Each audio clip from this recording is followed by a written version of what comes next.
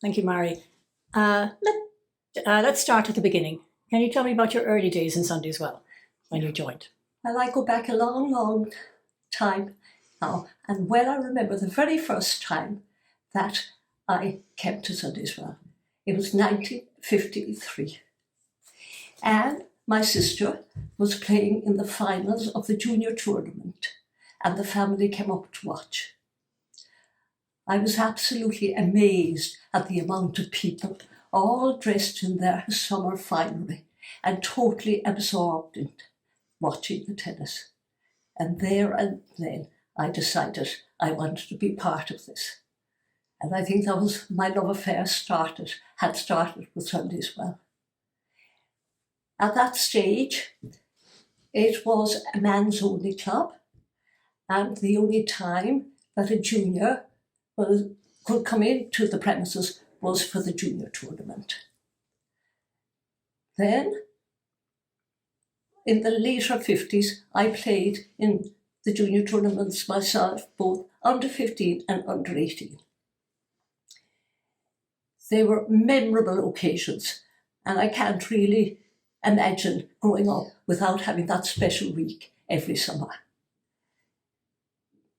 Even though, as I said, it was a man's club, we always felt welcomed, and we always were allowed to fly our wings and be a bit rowdy from time to time. And all the memories are good. You start playing tennis as an adult then? Then, the club? In the 1960s, tennis actually was suffering a slump. And I would say for economic reasons, and probably some very wise gentlemen on the committee here decided that to save the club, it would be a good idea to accept women as associate members. And I would think it was about 1963 that I became an associate member, which would have been probably, among the first take-ins. Now, again, it was, we were accepted totally. Prior to that,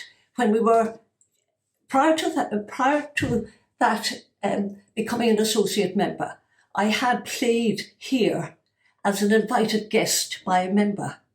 But then we were not allowed to step inside the clubhouse. And if we needed a drink of water or something a little bit stronger, it was served out the bar window. But we accepted that. But now we had a new status of being associate members. And I never remember any prejudice of any sort. And I enjoyed my years very, very, very much playing here. The changing facilities were down in the groundsman's house at the end. And they were okay, they were adequate. I mean, it wasn't a time when we did have great changing facilities for any sports. And they were very, very happy years, and I had some lovely years playing here. So once you became an associate member, you actually could book courts and play here? Well, there wasn't a demand. There was no such thing as booking courts then. You would come up, and we had the structure. We had 3 grass courts, as we the 1, 2, 3 courts. They're the same position as they were then. We had 2 red clay courts, and then we had a bowling green. So in fact, there were only 5 courts at that stage, right?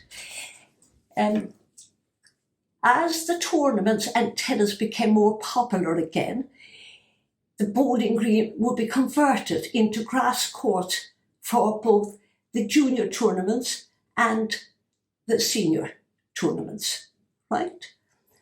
And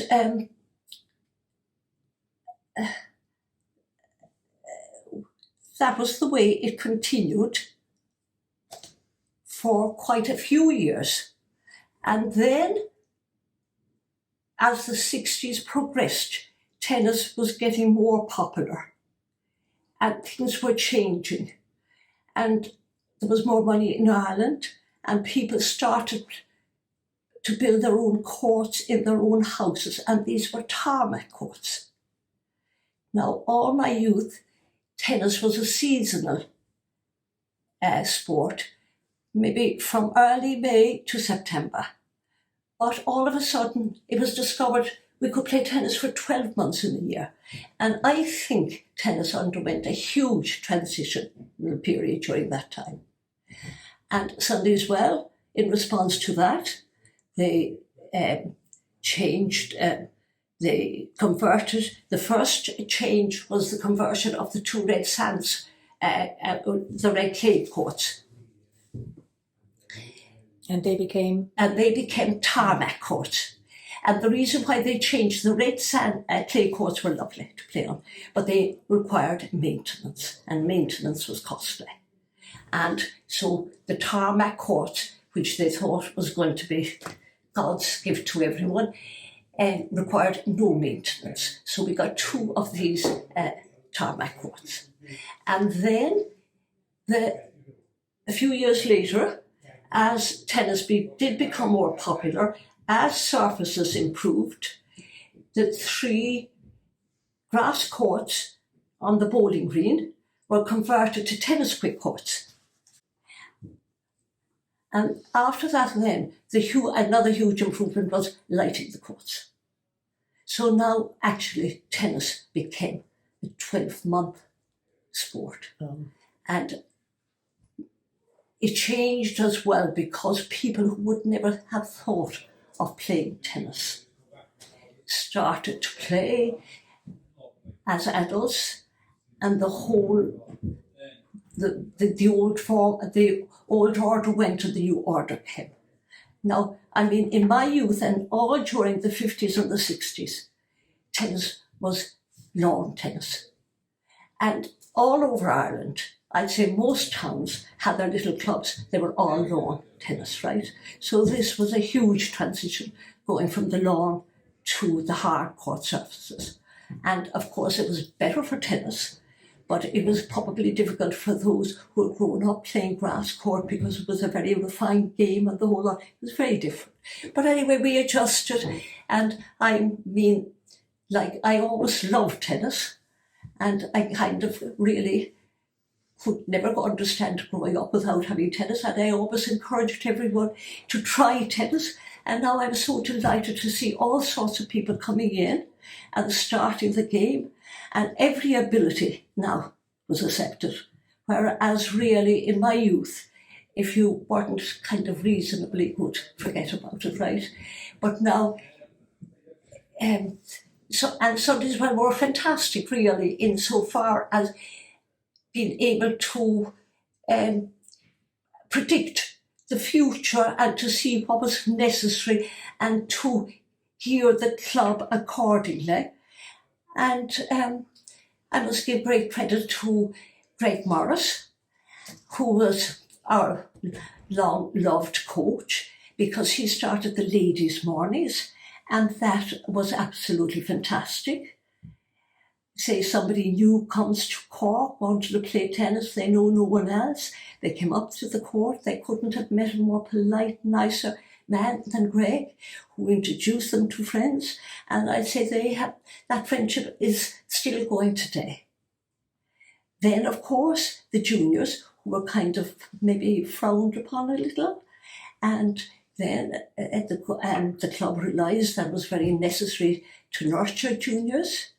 And I think Ger Flynn was an early coach with Marie Duffy. Marie Duffy came later as a coach, and they set up fantastic junior programs.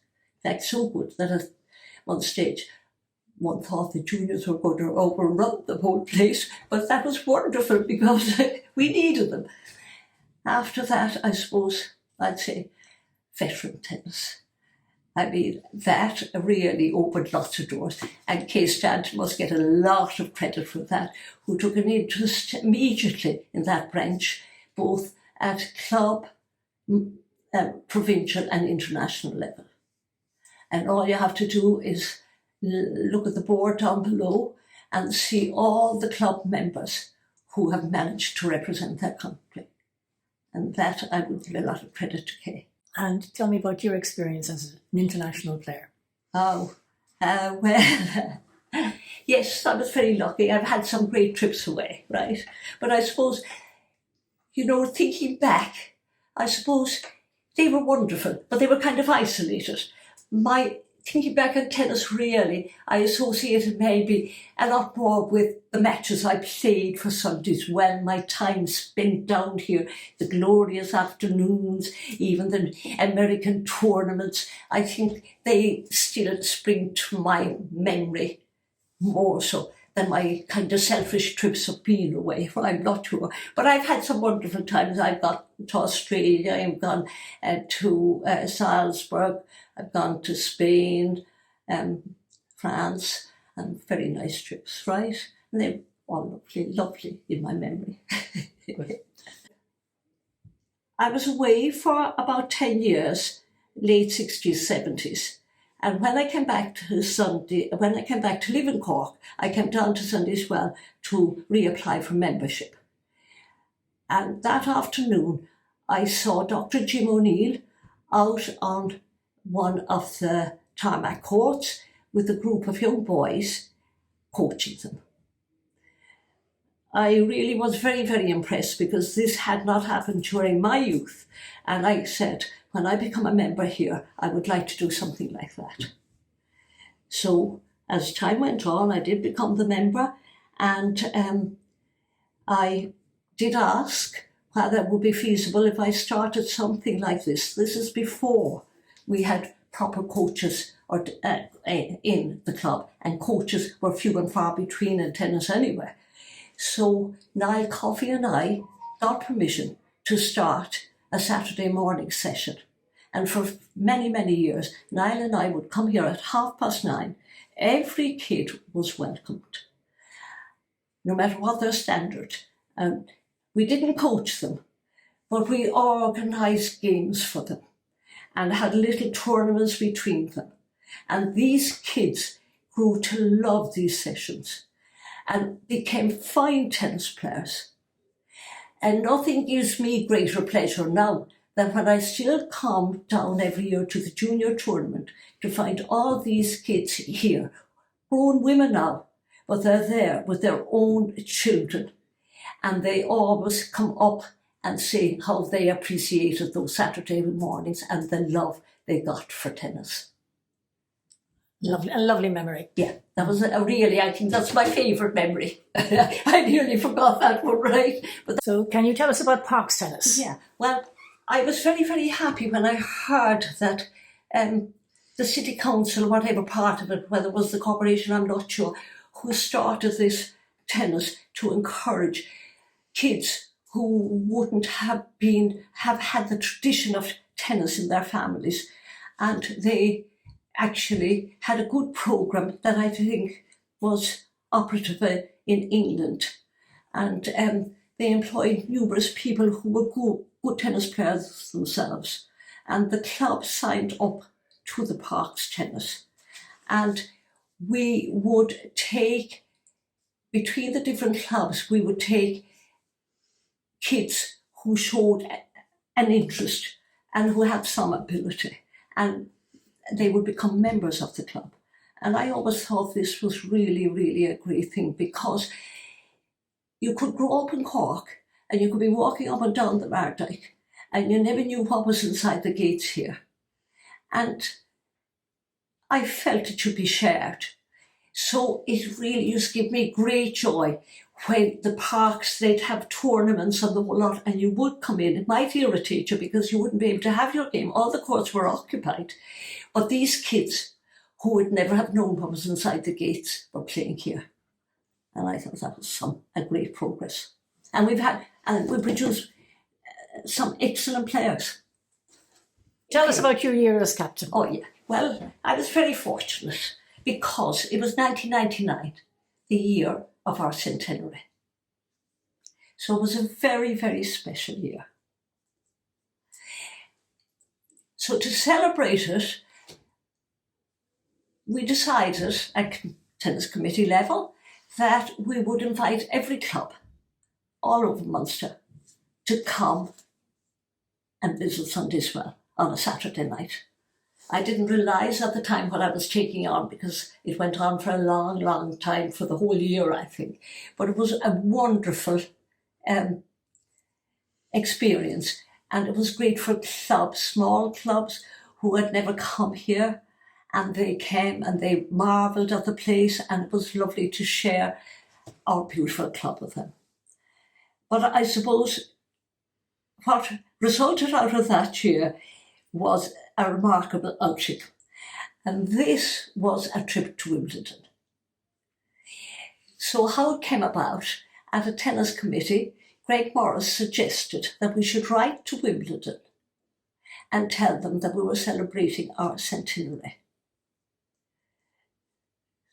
So I went ahead with the idea and got the necessary letter sent off, not really having much faith that anything would result. But we got a very nice letter back to congratulate us and to say they were very, very impressed. But unfortunately, their calendar was full for that year and nothing could be done. So that was grand.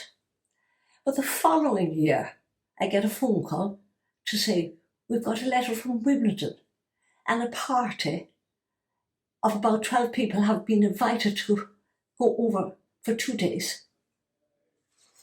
So, of course, there was great excitement in the club, and the party of 12, I have no idea how we picked the 12, but anyway, off we went. And we were treated like royalty. From the moment our plane landed on the tarmac at Heathrow, the Wimbledon bus was there to collect us. The following day, it was at our hotel to bring us to the club. All the courts were available bar centre court. We played there. We changed in the changing rooms, all as you see on the television. And the ladies were there to draw our baths for us. And then we had the banquet afterwards, and the platitudes were flowing freely. And there and then, I had to think of all the faceless people who had made this possible, because as they kept emphasising that we were one of the few clubs that had survived the 100 years. And you forget about all the many, many people who had gone through difficult times to keep the club afloat during wars, depressions, economic depressions, etc., etc. And I just felt very humble listening and saying, oh yes, yes, yes, this is fantastic. So I think that probably was a great compliment to Sunday'swell, being picked and asked to go over. And a great compliment to all the people who had served in the various committees as captains, chairmen, committee members, etc., etc. So tell me about how you see the club, how the club has developed over the years. It has developed remarkably well insofar it has kept in touch and kept ahead of even developments in the tennis world. But with regard to expanding and developing the building, it has done a superb job. And at one stage, because the changing facilities and because we needed more space and the membership had grown and they weren't quite sure what would be the best way to handle the whole situation.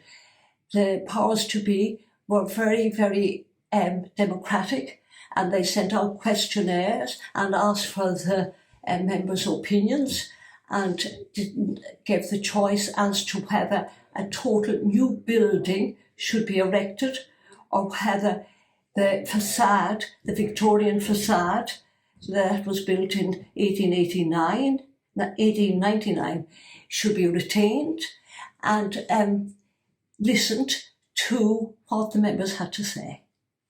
And this is what we have as a result of that, which I think it reflects the old with the new, and they still got the beautiful sunroom, the deck onto the river. They got the viewing platform, fantastic changing rooms, a gym, and they were able to mar the old with the new excellently, which a lot of clubs can't do. So I think great credit to all those people who actually were involved in those various projects. What insights would you pass on to younger members now today? I think for them to be aware that they're very, very privileged to be members, I would say, of the best tennis club, the most beautiful tennis club, certainly, in Ireland. And for them, regardless of their ability, because they'll find a level at whatever talent they have, and to stick at it and to play tennis, because tennis is a game for life. Yeah. And what further developments now would you like to see here? Now that's a tricky one. I don't know. I actually don't know. Covered courts? Oh, covered courts, indoor courts. Yeah, but having the squash courts would make them indoor tennis courts. I didn't touch squash. Well, we'll cut that. Yeah. Well, do you see where would you get the room? Well, there's talk now of introducing paddle or pickle. Have you heard of these new sports? I have. I haven't been impressed. No, I will.